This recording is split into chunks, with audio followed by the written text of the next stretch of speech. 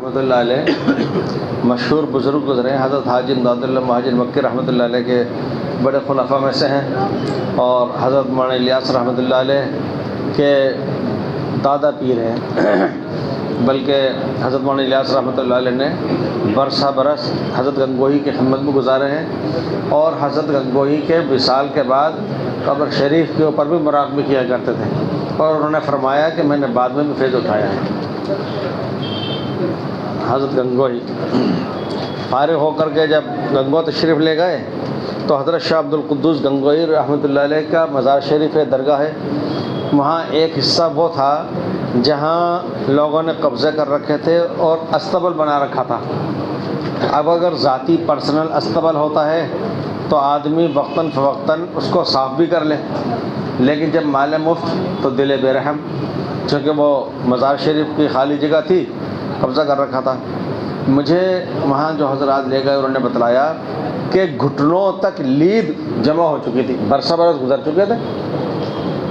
حضرت گنگوہی رحمۃ اللہ علیہ نے خود نے بذات خود بنفس نفیس پھینکا، صفائی کی، اور وہاں پر درس حدیث جاری فرمایا تھا۔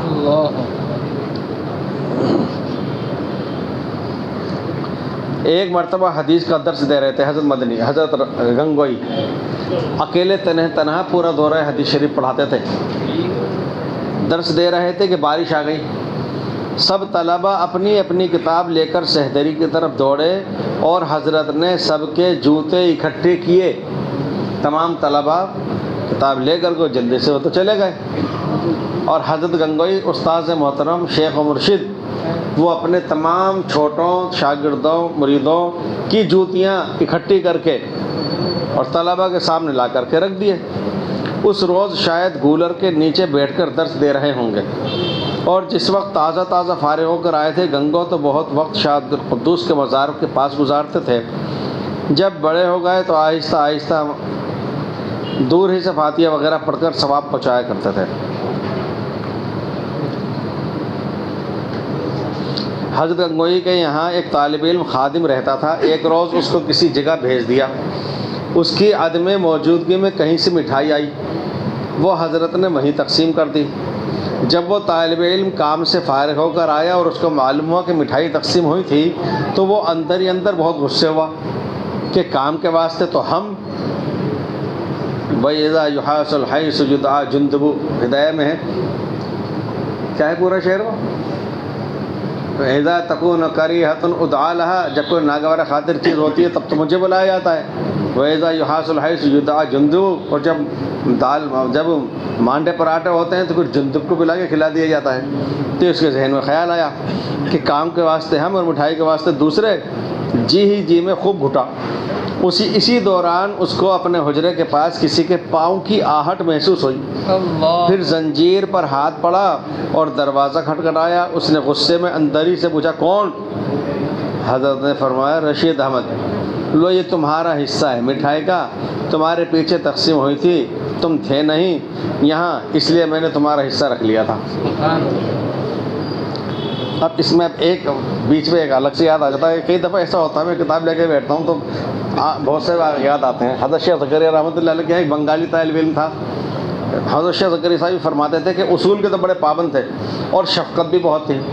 وہاں چونکہ مدارس میں ایک ضابطہ ہوتا ہے کہ اتنی تعداد پوری ہو گئی، اب کھانا جاری نہیں ہوگا، طالب علم کا اپنا انتظام کھانے کا کرے تو داخلہ لے، یا امتحان میں نمبرات کم آئے یا کوئی غیر حاضری ہو گئی تو کھانا بند ہو جاتا ہے وہاں، تو کسی کا کھانا بند ہو جاتا ہے، وہ آتا ہے شیخ کے پاس کہ آپ سفارش کر دیجئے۔ فرمایا کہ مدرسے کا قانون تو میں توڑوں گا نہیں، ہاں روزانہ دونوں ٹائم میرے دسترخوان باقی کھانا کھا لیا کرنا۔ کہ ایک بنگالی طالب علم تھا، وہ بھی حضرت شیخ کے یہاں رہا کرتا تھا کچے گھر میں۔ اب 9 عاشورہ کی 9 تھیں اور شیخ کے یہاں وہاں پر بھی کچھ کھا لیا، کہیں سے دعوت آئی تھی تو وہاں پر چلا گیا کھانا کھانے کے لیے۔ اب ظاہر ہے دعوت میں تو اچھی طرح سے سیر آپ کے کھائے گا، جب روزمرہ سے زیادہ اچھا مال مسالہ ملے گا، خوب دبا کے کھا کر کے آیا، اور یہاں پر اس کا حصہ رکھ دیا گیا تھا۔ وہ بھی پھر چونکہ عاشورہ کا روزہ رکھنا ہے صبح کو، سحری کے اندر دبا کے کھا لیا، اور پھر فجر کی نماز پڑھ کر کے وہ، اور چبوترا تھا پہلے لمبا تھا تو وہ نیچا کر دیا گیا، پھیلا بھی دیا گیا جہاں دسترخوان لگتا تھا۔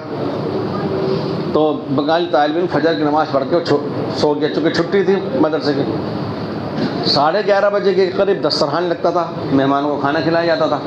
اس کو بہت اٹھایا تو اٹھا نہیں، نیند ایسی تھی گہری کو اٹھا نہیں. جب اس کو خوب ہلایا، بارش ہوئی تھی بہت سخت، پورا گدا بھیگ گیا، لبالب بھیگ گیا پوری طرح گدا، اور صاحب وہ نہیں اٹھا. لیکن آخر جب کھانے کے وقت نہیں اٹھا تو 4 آدمیوں نے 4 کونے پکڑ کر کے اس کے اٹھا کر کے اور دوسرے طرف پٹکنا چاہا.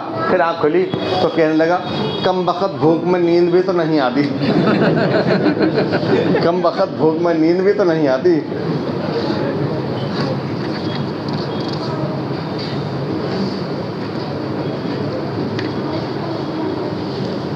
حضرت مفتی محمود حسن صاحب سے سوال کیا گیا کہ کیا حضرت کی مجلس میں خاموشی ہوتی تھی؟ جواب دیا کہ عامتاً خاموشی ہوتی تھی، آپس میں علماء کچھ باتیں کر لیتے تھے. ایک مرتبہ مجلس میں علماء گفتگو کر رہے تھے کہ فلاں شخص نے فلاں شخص پر کفر کا فتویٰ لگایا ہے اور فلاں نے فلاں پر تھوڑا سا وقت اس میں خرچ ہو گیا. حضرت گنگوئی نے فرمایا کہ کس خرافات میں مبتلا ہو گئے، قیامت میں جو بخشش ہوگی وہ تمہارے فتویٰ سے پوچھ کر نہیں ہوگی. ایسے لوگ بھی ہوں گے جن کو تم پکا کافر کہتے ہو، خدا کی قسم وہ کھلے جنت میں جائیں گے.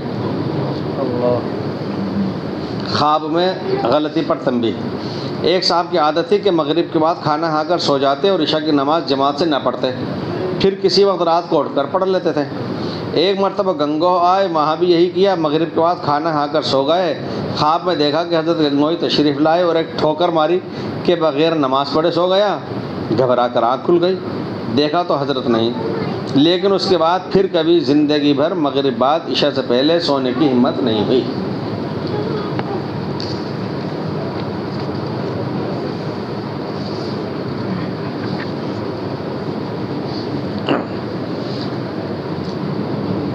حضرت مفتی صاحب نے فرمایا کہ پہلے مسجدوں میں وضو کے لیے مٹی کے لوٹے رکھے جاتے تھے. ہمارے یہاں اب بھی اس کا رواج ہے. حضرت گنگوئی کے وقت کی بات ہے کہ اس قسم کے لوٹے میں پانی رکھا ہوا تھا، کسی نے اس کو منہ میں لیا تو کڑوا معلوم ہوا. حضرت سے عرض کیا کہ لوٹے کا پانی کڑوا ہے جبکہ کنویں کا پانی میٹھا ہے. اوروں نے بھی دیکھا تو تعجب ہوا. حضرت نے فرمایا کہ کلمہ پڑھو. کچھ دیر تک کلمے کا ورد رکھا، اس کے بعد دعا کی. فرمایا اب دیکھو پانی کیسا ہے. اب پیا تو میٹھا تھا.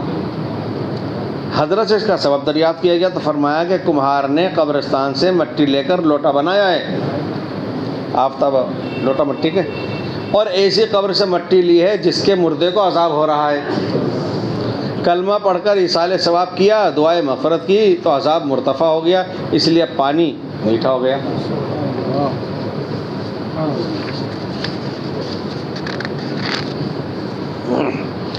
ارشاد فرمایا کہ میاں عبدالرحیم شاہ صاحب سے ایک شخص نے دریافت کیا کہ آیت یوم یکون الناس کالفراش المبثوث وتکون الجبال کالعہن المنفوش کا کیا ترجمہ؟ چونکہ آپ امی تھے، یعنی پڑھے ہوئے نہیں تھے، بزرگ تھے، بہت درویش تھے میاں عبدالرحیم شاہ صاحب، لیکن عالم نہیں تھے. مطلب پوچھا، اس لیے کہا کہ میں پڑھا ہوا نہیں ہوں. مطلب کچھ ایسا سمجھ میں آتا ہے کہ قیامت کے دن یہ پہاڑ دھنی ہوئی اون کی طرح ہو جائیں گے. اس کا مطلب تو مولوی رشید احمد گنگوئی سے پوچھو. سائل نے عرض کیا کہ ان کو اس کا مطلب معلوم ہے، وہ جانتے ہیں. یہ صاحب جو تھے میاں عبدالرحیم شاہ صاحب، یہ صاحب کشف و کرامات تھے، بزرگ تھے، اور اس زمانے کے عوام اور خواص، علماء، فضلاء سب جانتے تھے کہ یہ بہت بڑا اللہ والا ہے، پہنچی ہوئی شخصیت ہے. تو اب وہ حضرت گنگوئی کے بارے میں کہتے ہیں کہ ان کا کیا کہنا، عرش کو دیکھ کر قلم چلتا ہے. ارشاد فرمایا کہ امام ربانی حضرت مولانا رشید احمد صاحب گنگوئی پر بعض حضرات نے اعتراض کیا تھا کسی فتوے میں، مسئلے میں، حالانکہ ان کو اعتراض نہیں کرنا چاہیے تھا، اس لیے کہ مجھ سے حضرت مولانا عبدالقادر صاحب رائے پوری نے بیان فرمایا کہ سائیں توکل شاہ صاحب امبالوی سے ایک شخص نے دریافت کیا کہ حضرت گنگوئی فلاں فتوے کے قائل ہیں، آپ کا کیا خیال؟ انہوں نے بہت غضبناک ہو کر کے فرمایا تم حضرت گنگوئی پر اعتراض کرتے ہو. میں نے ان کو مجلس نبوی میں مسند افتاء پر فائز دیکھا ہے.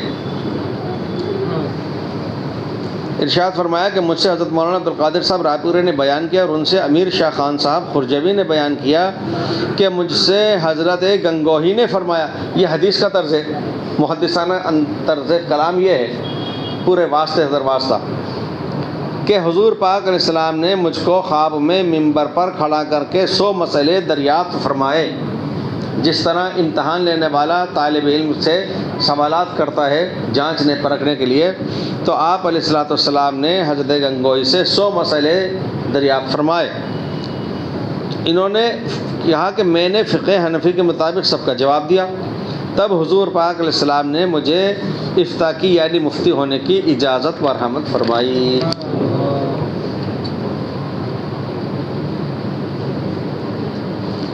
ارشاد فرمایا کہ حضرت گنگوہی کو تحصیل علم کے زمانے میں دہلی کے اندر جب بھوک ستاتی تو بازار کی طرف نکل جاتے اور سبزی فروشوں سے سبزی کے جو پتے ادھر ادھر گر جاتے تھے ان کو اٹھا کر لاتے اور دھو کر پکا لیتے، پھر لڈو بنا کر رکھ لیتے اور ایک ایک کر کے کھا لیتے. اس طرح بھوک کا دفاع کیا ہے. اور یہ جو حضرت شاہ عبدالقادر رائے پوری کا بار بار نام آیا، دہلی کے اندر اس زمانے کے اندر مدرسے تو ہوتے تھے، مطبخ نہیں ہوتے تھے، کھانا ملتا نہیں تھا، تو عام طور پہ طلبہ داخلہ لے لیا کرتے تھے. کسی مسجد میں امامت کر لیتا، کوئی مؤذن بن جاتا، کوئی خادم بن جاتا، کوئی کہتا کہ صاحب مجھے تو صرف قیام کی جگہ دے دو. پھر بعض جگہ محلے والوں کی طرف سے کسی کی طرف سے کھانا آ جاتا. تو شاہ عبدالقادر رائے پوری کا داخلہ تو ہو گیا دہلی میں، لیکن کھانے کا انتظام نہیں ہوا. کسی مسجد میں پھر قیام کر لیا، وہاں پر کسی شخص نے ان کا کھانا لگا دیا، مقرر کر دیا بھائی دونوں ٹائم میرے یہاں سے آ جایا کرے گا. کچھ دن کے بعد میں ایک طالب علم اور وہاں پر آ گیا، اسی طرح کا اس کا انتظام نہیں تھا. اب جب یہ کھانا کھانے بیٹھے دیکھا کہ ایک اور انسان بیٹھا ہے. کہا کہ بھائی آپ کا کھانے؟ اس نے کہا میرا تو انتظام ہوا نہیں. فرمایا کیا حال ہے جائے، میرا کھانا آتا ہے، دو مل کے کھا لیا کریں گے. کچھ دن کے بعد میں ایک تیسرا اور اسی طریقے سے اسی مسجد میں پڑاؤ ڈال گیا. تو ایک کھانا آتا تھا، 3 کھاتے تھے.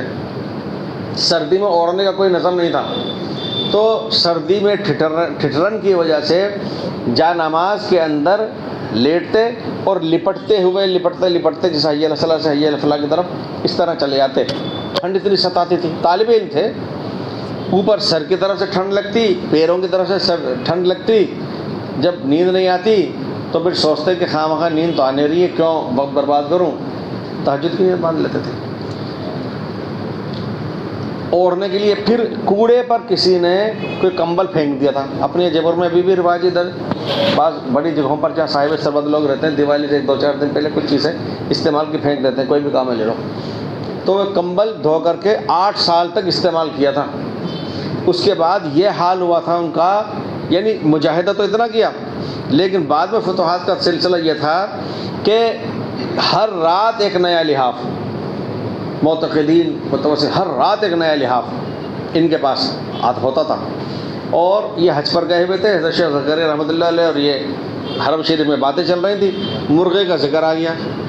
بھلا مولوی پہ مرغے کا ذکر نہ ہو، عجیب سا لگتا ہے. خیر بہرحال ذکر آیا، حدیث میں بھی ذکر ہے، حدیث پاک میں بھی ذکر ہے، چاہے وہ سند کے اعتبار سے ضعف ہو. حدیث کے اندر ذکر ہے مینڈک کے بارے میں کہ اس کا ٹینٹے کرنا بھی، اچھا ٹینٹے کرتا اس کو مارو مت. اور اس کے بارے میں اسرائیلی روایات میں سے ہے کہ ابراہیم علیہ السلام کو جب آگ میں جلایا جا رہا تھا تو یہی پانی لے کر کے آ گیا تھا. مرغ کے لیے یہ ہے کہ اس کو برا بھلا بھی نہ کہو. اس کو کیوں؟ یہ تو جگاتا ہے سحر کے وقت میں، صبح صادق سے پہلے تہجد کے لیے اٹھاتا ہے مرغ. تو وہاں پر ذکر آ گیا مرغ کا. حضرت رائے پوری نے شیخ سے وعدہ فرمایا کہ میں مرغ کھلاؤں گا. شیخ نے حالانکہ چھوٹے تھے کہا کہ آپ وعدہ کہاں کر رہے ہیں؟ حرم مکہ میں، یہاں تو 1 کا 1 لاکھ ہوتا ہے. حضرت رائے پوری نے فرمایا کہ ٹھیک ہے.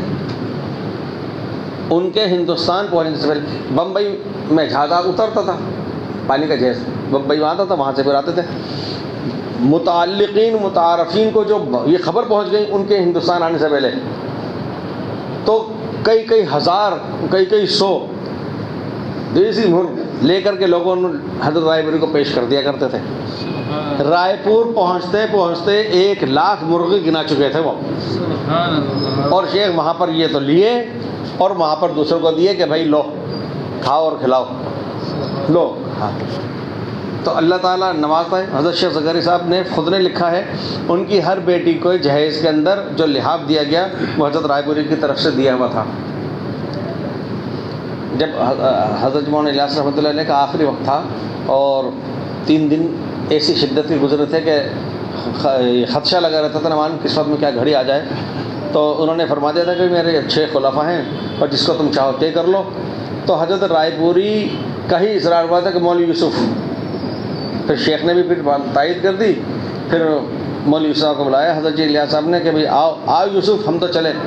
تو ایسا محسوس کیا گیا کہ مولانا الیاس رحمۃ اللہ علیہ کے سینے سے کوئی نور اور نسبت منتقل ہوئی مولانا یوسف صاحب میں. دوسرے دن مولانا علی صاحب رحمۃ اللہ علیہ مفکر اسلام اور مولانا منظور نعمانی صاحب یہ ہمایوں کے مقبرے میں چلے گئے، سر پکڑ کے بیٹھ گئے. یہ کہ یہ تو باپ کے بعد بیٹا، یہ تو جانشینی چل پڑی، یہ تو وہی ہو گیا جو اور جگہ پر ہوتا تھا، یہاں اب کیا ہوگا. ان کو تو یہ تو تقریر بھی نہیں کرتے، ان کا تو پڑھنے پڑھانے کے اندر ہی صرف رابطہ رہتا ہے. خیر بہرحال فجر کے بعد میں جو بیان ہوا ہے تو حضرت جی مولانا یوسف صاحب رحمۃ اللہ علیہ نے فرمایا 2.5 یا 3 گھنٹے کا ایک دم انشراح صدر ہو گیا. لگتا ہی نہیں تھا یہ کل والے یوسف صاحب ہیں. یعنی وہ جو نسبت منتقل ہوئی ہے بزرگوں کی، اللہ تعالیٰ بزرگوں میں دیتا ہے بات. جن حضرات کو تقاضا ہو جانے کا تو جا سکتے.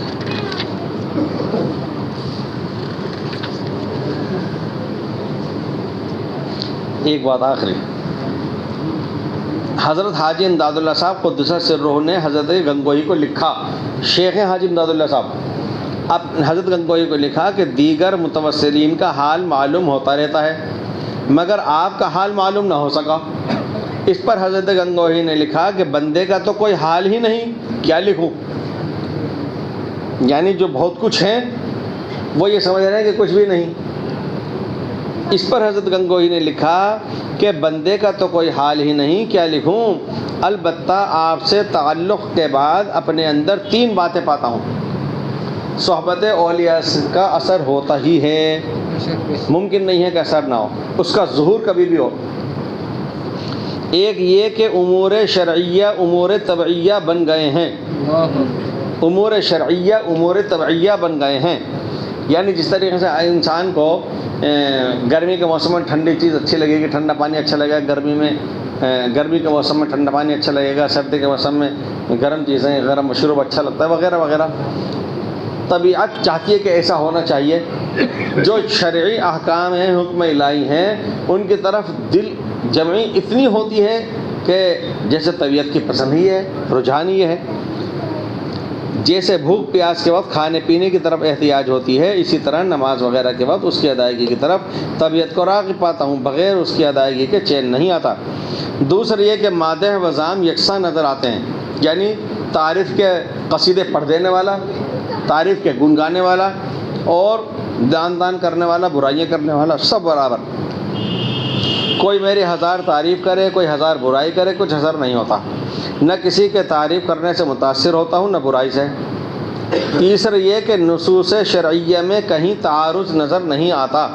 یعنی کبھی کبھی ایسا لگتا ہے کہ یہ آیت بظاہر اس آیت سے ٹکرا رہی ہے کیا، یہ حدیث اس حدیث سے ٹکرا رہی ہے. جیسے مثال کے طور پر ابھی جمعۃ الوداع میں نے عرض کیا تھا کہ 3 طرح کی حدیثیں پائی گئی ہیں. یہ حضور پاک السلام نے اس سے منع فرمایا ہے کہ آدمی کے پاس بقدر کفایت موجود ہو پھر بھی سوال کرتا پھرے، پھر بھی مانگتا پھرے. تو عرض کیا گیا کہ اللہ کے رسول وہ مقدار کتنی ہے جس سے کہ آدمی بے نیاز مانا جائے، بقدر کفایت اس کے پاس موجود مانا جائے. تو اب ایک حدیث میں تو ہے 50 درہم، دوسرے حدیث میں ہے 40 درہم، تیسرے حدیث میں ہے صبح شام کے کھانے کا انتظام اگر ہے تو اب سننے والا ہی سمجھے گا کہ ان میں تو تعارض ٹکرا ہو رہا ہے. حالانکہ ایسا نہیں ہے. کوئی ایسا ہے ہٹا کٹا موٹا تگڑا سا ہے، اس کے پاس 2 ٹائم کا کھانا موجود ہے، اس کے لیے تو وہی کافی ہے. ایک بیوی بچہ والا ہے، بوڑھے والدین اس کے ساتھ میں ہے، ضروریات اس کے ساتھ لگی ہوئی ہیں، 40 درہم. بیماری آزاری بھی ہے اور بھی خرچے ہیں، 50 درہم. تو جو اس کا جو حالت ہے اس کے اعتبار سے وہ چیز. تو یہ کہہ رہے ہیں حضرت گنگوہی کہ شرح صدر ہو گیا. اب کسی آیت کا دوسری آیت سے، کسی حدیث کا دوسری حدیث سے تعارض اور ٹکراؤ محسوس نہیں ہوتا. اس کا جواب سمجھ میں آ جاتا ہے فوراً. سبحان اللہ نستغفر. وہ ہمیں چھوڑ کر کہاں جاؤ گے کی بات کہہ رہے تھے عنایت بھائی. کون کہہ رہا تھا؟ ہمیں چھوڑ کر کہاں جاؤ گے. ابھی تو جانے والوں کو تو جانے دو. چلو تو ویسی بات ہے، مسئلے مسائل سے تعلق ہے نہیں. ہمارے حضرت مولانا افتخار روشن خان رضوی سنایا کرتا تھا یہ واقعہ. دہلی کے اندر جامع مسجد کی سیڑھیوں پر 3000 یکبار دیگر بیٹھا کرتے تھے. بہت سے فقراء بیٹھتے ہیں، بہت سے بیٹھتے ہیں درویش. ایک دور تھا جب دہلی جس طریقے سے سلطنت اور حکومت کے اعتبار سے دارالسلطنت تھی، راجدھانی تھی، اسی طریقے سے اولیاء اللہ کے اعتبار سے بھی وہ راجدھانی تھی. جی جی بالکل. تو 3 درویش بیٹھا کرتے تھے اوپر نیچے سیڑھیوں پر.